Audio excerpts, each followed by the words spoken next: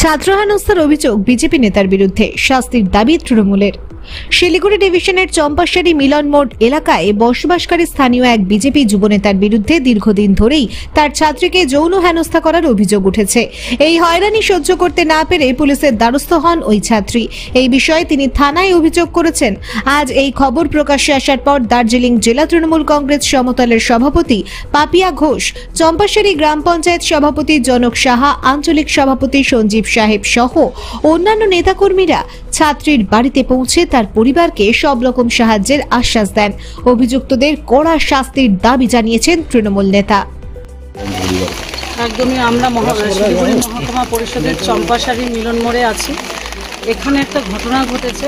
15 বছরের একটি কিশোরী দিনের পর দিন তাকে যৌন হেনস্থা এবং শ্লীলতাহানি করা হয়েছে এবং অর্থাৎ সেক্সুয়াল অ্যাবিউজ মোলেস্টেশন।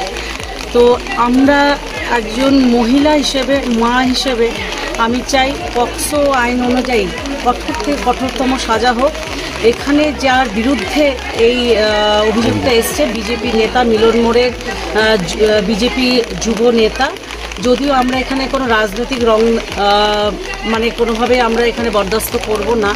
তো একটা প্রশ্ন তো থেকেই যায় যে যারা একটা ঘটনা, বিক্ষিপ্ত ঘটনা নিয়ে রাজনীতি করছে, উত্তপ্ত করে তুলছে শান্ত বাংলাকে, তারা আজকে কোথায়? তাদের মুখে জাস্টিসের একটা বুলি আমরা কেন শুনছি না? এবং ঊর্ধ্বতন পুলিশ কর্তৃপক্ষ, তার সাথে আমার কথা হয়েছে, তারা নিজেরা অত্যন্ত গুরুত্ব দিয়ে বিষয়টা দেখছেন। যত তাড়াতাড়ি সম্ভব কঠোর থেকে কঠোরতম শাস্তি আমরা চাই। ব্যুরো রিপোর্ট, ভয়েস বাংলা সংবাদ।